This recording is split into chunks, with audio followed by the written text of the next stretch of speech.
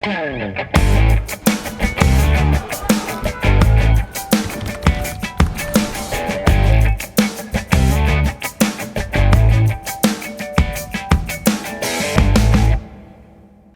programa de hoje, vamos conversar com a Daniela Papelbaum. Ela é gerente de desenvolvimento educacional do Senac Nacional. E conosco vai falar sobre o que o Senac tem feito para contribuir com a preservação e até ampliação dos empregos nesse contexto de pandemia. Como é que está o processo de adaptação a toda essa questão das aulas que são feitas remotamente? Como é que as pessoas estão reagindo a isso? E como recolocar uma grande massa de trabalhadores e trabalhadoras que estão ficando sem oportunidade, não só pela pandemia, mas que a pandemia acelerou um processo muito importante de desaparecimento de muitos tipos de emprego e de postos de trabalho, frutos da Revolução 4.0 ou da Quarta Revolução Industrial.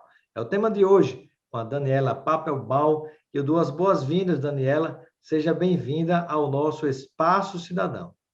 Obrigada, Robson. Obrigada pelo convite, pela oportunidade de falar aí para tantos estados, como você falou. É um prazer estar aqui nessa noite com você. Prazer tê-la conosco. Iniciou a nossa entrevista, perguntando, como é que o Senac tem se adaptado, no país inteiro a toda essa nova realidade que a gente tem vivido. Robson, é um processo complexo, né?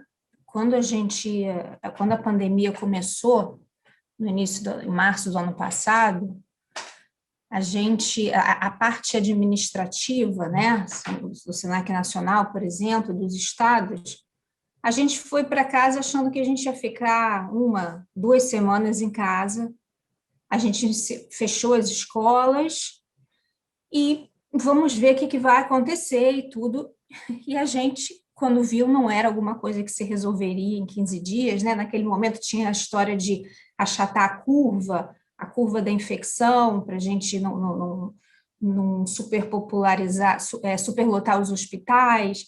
Então, a gente achou que era alguma coisa pouca e logo na sequência a gente viu que não era, né?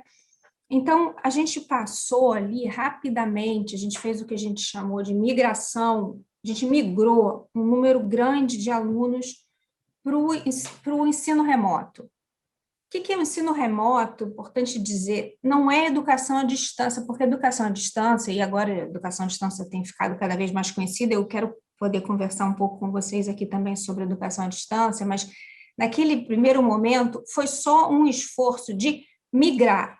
A educação à distância pressupõe uma série de recursos e tecnologias e preparação para um curso à distância. Naquele momento, o que a gente pôde fazer era escolas fechadas, vamos colocar nossos alunos num ambiente de aprendizagem e não vamos deixar tanta gente aí fora, esperando, né?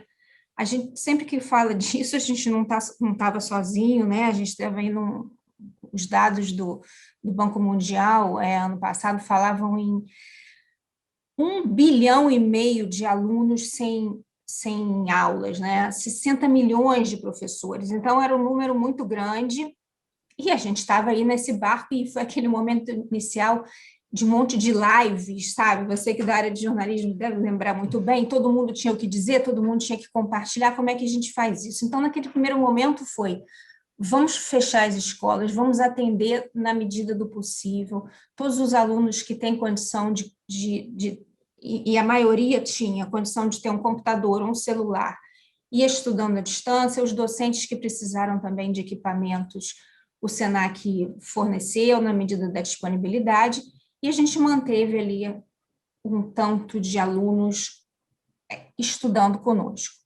Ocorre que, naquele momento, a gente ainda não sabia o tamanho da pandemia, a duração da pandemia. A gente começou a fazer o seguinte: tem uma parte grande prática dos nossos cursos que a gente até trabalha de uma maneira mesclada com a parte teórica.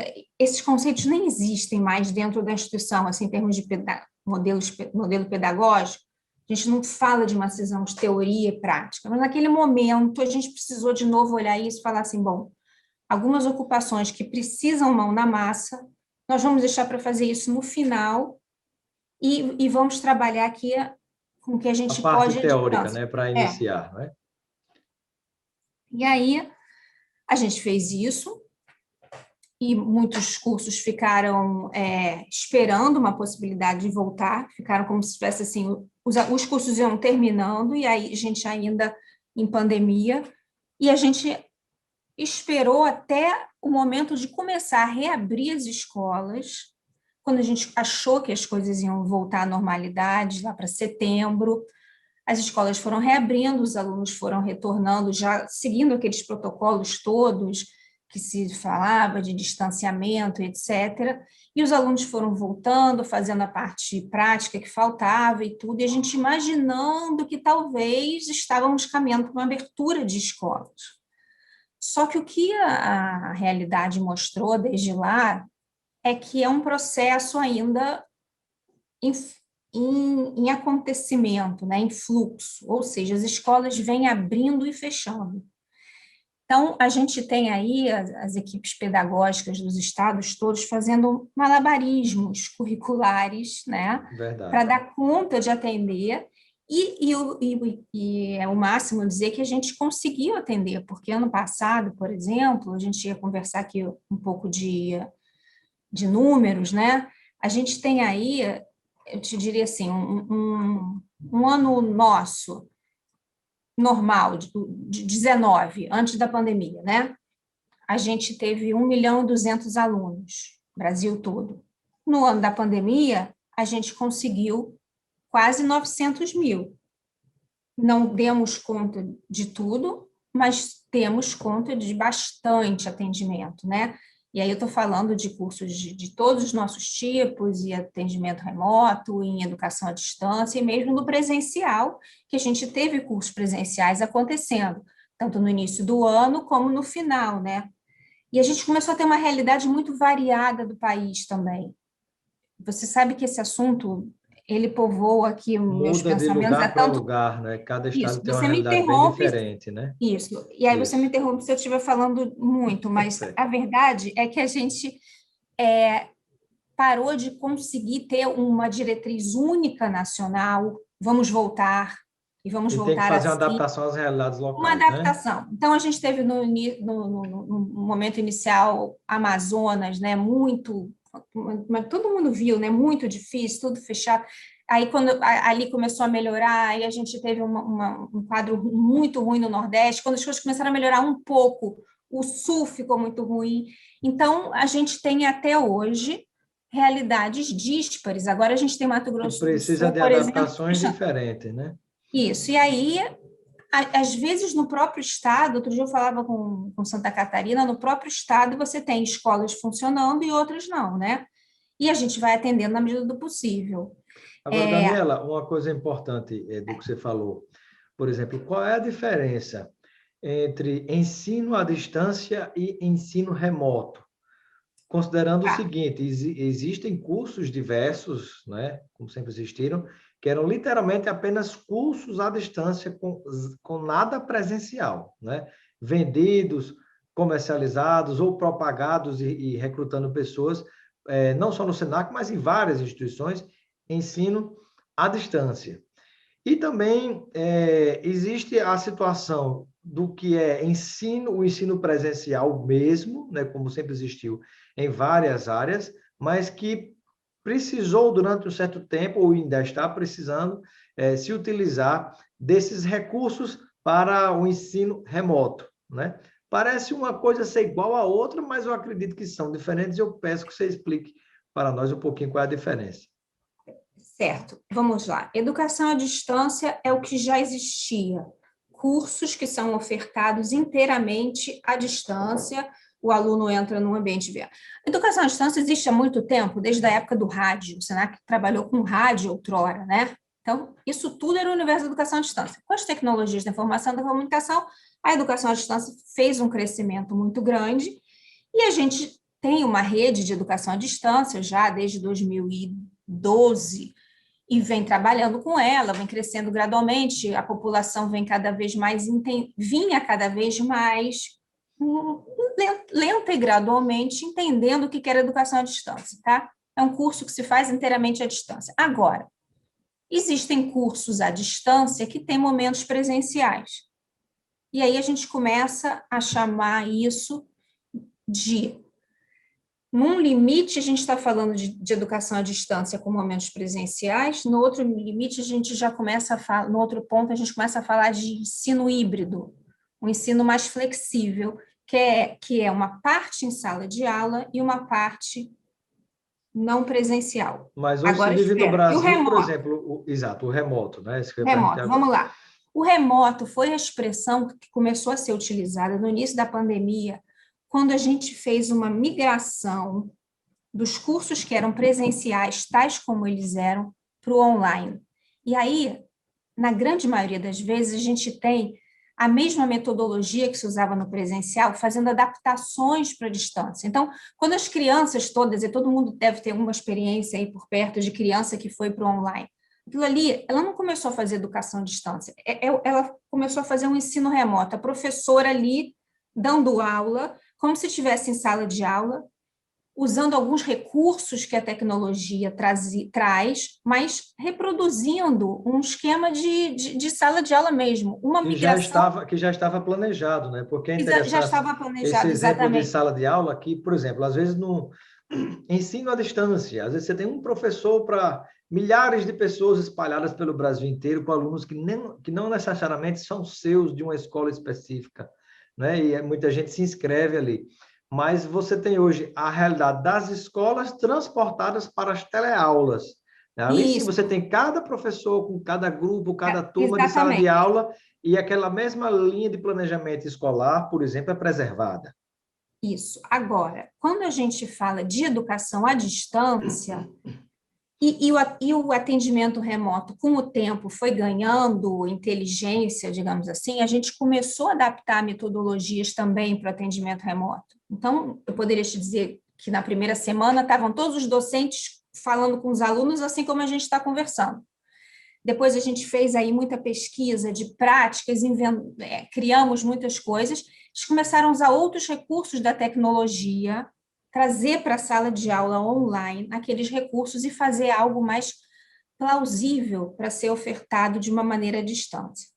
E a educação à distância propriamente dita, essa educação que a gente oferece pela rede, essa que você mencionou, onde às vezes a gente tem um tutor para um número tão grande de alunos, não é como a gente trabalha, mas existe isso, com certeza um número maior do que o professor falando diretamente com seus alunos ali, numa turma de 30, por exemplo. Essa educação à distância, ela já é dotada de tecnologia na raiz. O que eu quero dizer? Os nossos cursos profissionais que são ofertados e planejados para educação à distância, ele trabalha com simuladores, ele trabalha com objetos de aprendizagem digitais, ele já tem, são cursos concebidos dessa maneira, certo? E quando a gente fala de atendimento remoto, foi isso, foi esse movimento aí de todo mundo de fazer Perfeito. essa passagem. Agora, Agora, sim, pode vai, não, concluir. Certo. não, só para Agora, concluir. Daniela, por exemplo, sim, para concluir, então. O que eu te diria, e aí eu já estou até falando mais do que nessa pergunta, mas o que eu te diria é que, quando a gente começa a olhar o futuro, a gente tem que pegar essa experiência que a gente viveu e não retornar para o ponto que a gente estava antes dela, né? E aí a gente começa a falar de alguma coisa com mais força desse ensino híbrido. Internamente a gente chama de educação flexível, mas é o que por aí se diz ensino híbrido. A gente está imaginando que dificilmente todos os nossos cursos vão voltar a ser presenciais como eles eram, né? A gente vai começar a ter parte presencial e parte à distância. Perfeito.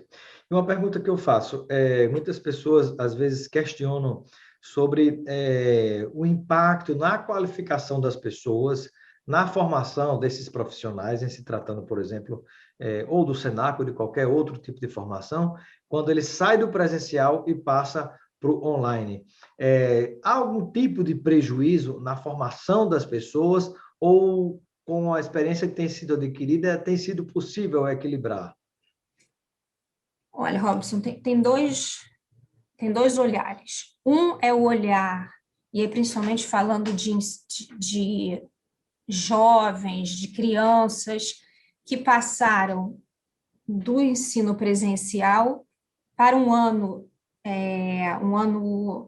fraturado, um ano escolar fraturado, com muito tempo, as escolas públicas ficaram fechadas muito tempo, a interação entre as crianças prejudicada, tudo isso causa um impacto que vai ser levado aí por alguns anos para a gente conseguir recobrar os níveis de aprendizagem que a gente tinha até agora. Aí falando assim mais num grau panorâmico, tá? Do que significa a gente ter tido jovens e crianças por um ano com sua trajetória escolar interrompida.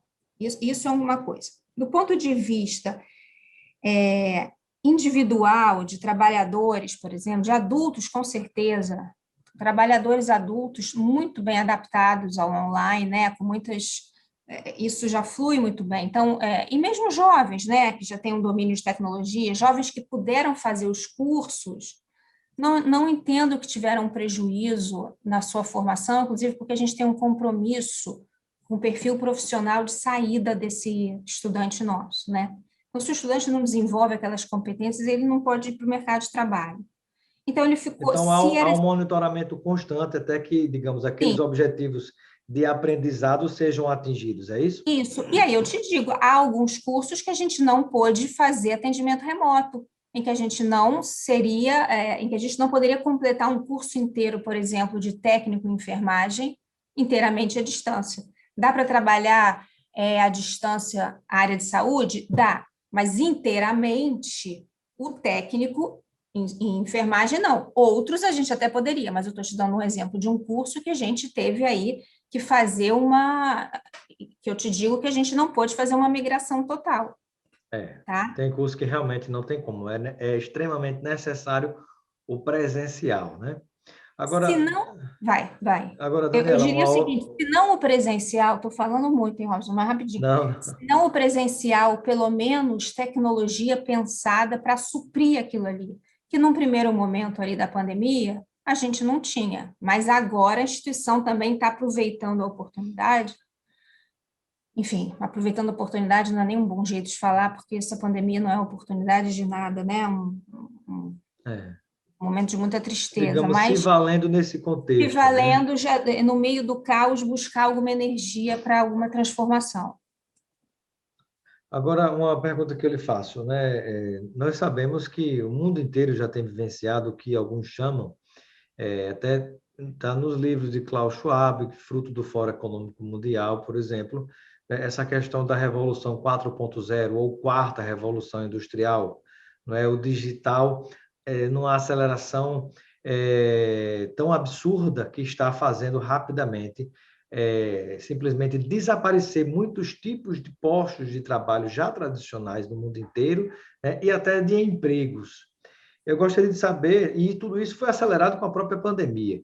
Eu gostaria de saber, né, por exemplo, se você acredita que o mercado vai conseguir dar conta de absorver essas pessoas, essa massa de pessoas que está ficando desamparada porque estão ficando sem esses postos de trabalho, deixando de ter a oportunidade de fazer o que sempre fizeram em boa parte da vida e hoje simplesmente aquilo desapareceu.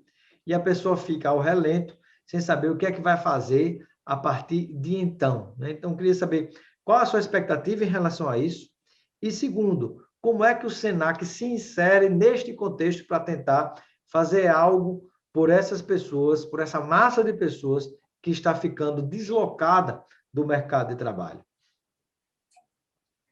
A gente sempre trabalhou numa perspectiva de escutar o mercado, escutar os empresários, entender que perfil aqueles profissionais precisam para exercerem as ocupações. Então, Boa parte essa até dos cursos criados pelo Senac vem dessa escuta, vem né? dessa escuta, né? Então, a gente faz esses fóruns e ouve para diferentes segmentos, de gastronomia, saúde, a TI, quais as inovações tecnológicas, quais as novas competências, habilidades que os profissionais precisam ter para estar incluídos nesse momento de transformação, né? Então, isso foi um esforço contínuo, já era um esforço, e a gente continua fazendo isso, mas no curso disso, a gente já vinha numa economia de desemprego, a gente já vinha com um número de desemprego alto, e aí a gente tem agora esse número muito elevado por questão da pandemia, número de jovens desempregados muito alto, e não tem match que dê jeito, empresa e escola de educação profissional, para solucionar isso, se não for aí com políticas públicas consistentes de inclusão.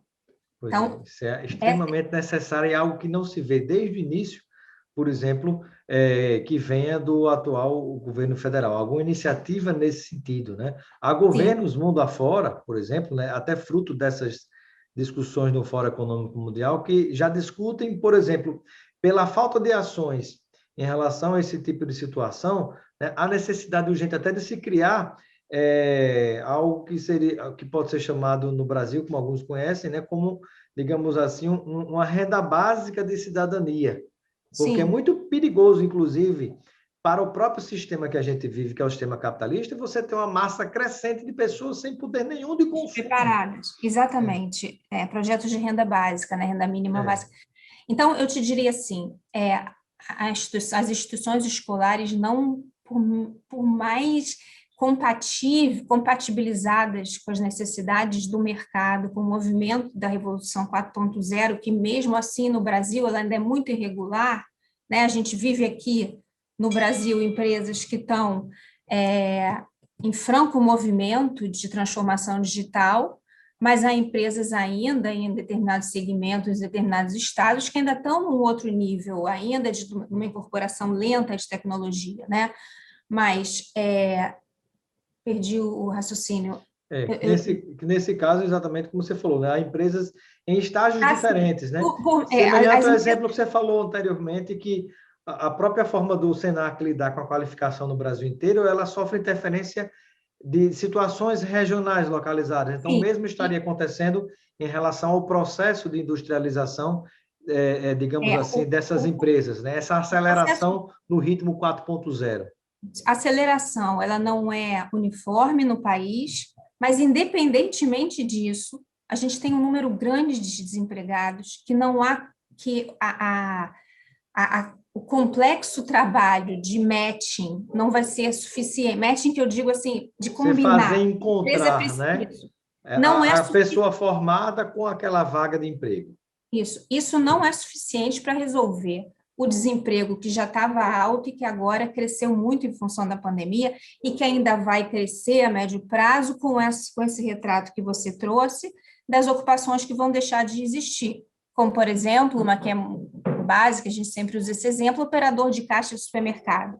Aqui a gente já está vivendo isso, né? O que está sendo feito com esses operadores? A gente até estamos aí semeando um projeto novo de identificar saberes em ocupações que estão em declínio para serem aproveitados na formação de outras ocupações, né? Então, qual o perfil de um operador de caixa que a gente pode complementar em termos de habilidades, de conhecimentos, para que ele possa ocupar um outro espaço no mesmo supermercado, por exemplo, sem nem precisar ser demitido, apenas sem ser desligado, né? Apenas essa relocação daquele profissional em relação a um posto de trabalho que desapareceu, ela poder ser aproveitada dentro daquela própria estrutura onde ele está empregado naquele momento, né? Sim, seria o ideal, porque o panorama é cinzento, mas existem alguns raios de luz, né? Então, se fala muito também das ocupações que não existiam e vão começar a existir. Se fala muito então, por exemplo, na área de saúde, é uma área que a gente sempre também menciona. Se a gente está vendo a entrada de inteligência artificial na área de saúde, por outro lado, cuidadores de idosos cada vez são mais necessários, porque é um perfil profissional que Uma não há demanda previsão muito grande muito e grande, crescente.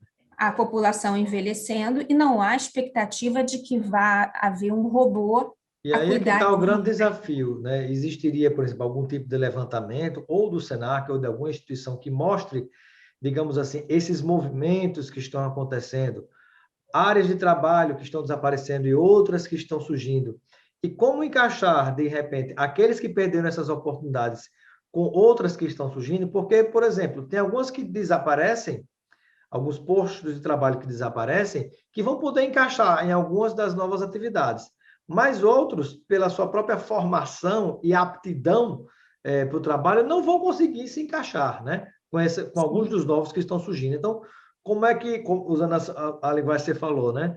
Como é que é possível trabalhar esse match, né? Esse encontro, esse encaixe, né? dessas pessoas, né? Algum tipo de levantamento nacional, algum tipo de monitoramento que estaria acontecendo, ou pelo Sim. SENAC ou por qualquer outra instituição para ajudar e facilitar esse encontro? A gente tem um levantamento já feito pelo SENAC para a área de comércio, serviço, comércio de bens, serviço e turismo, né, das Muito ocupações bom. em declínio e das ocupações em ascensão.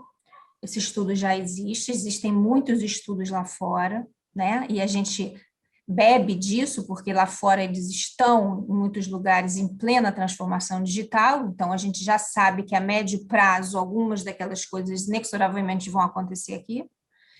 E existe, assim, um movimento aí mais,